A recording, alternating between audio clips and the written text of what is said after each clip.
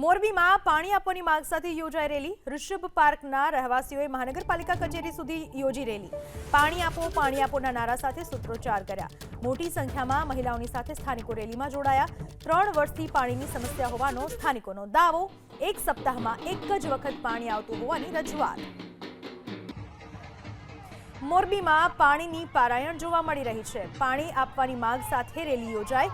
ઋષભ પાર્કના રહેવાસીઓએ મહાનગરપાલિકા કચેરી સુધી રેલી યોજી।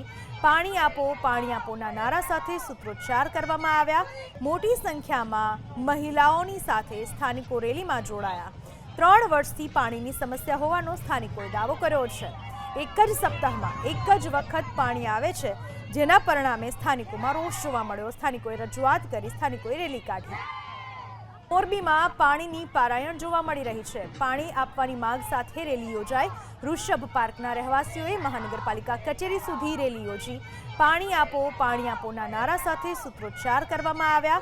મોટી સંખ્યામાં મહિલાઓની સાથે સ્થાનિકો રેલીમાં જોડાયા। 3 વર્ષથી પાણીની સમસ્યા હોવાનો સ્થાનિકોએ દાવો કર્યો છે।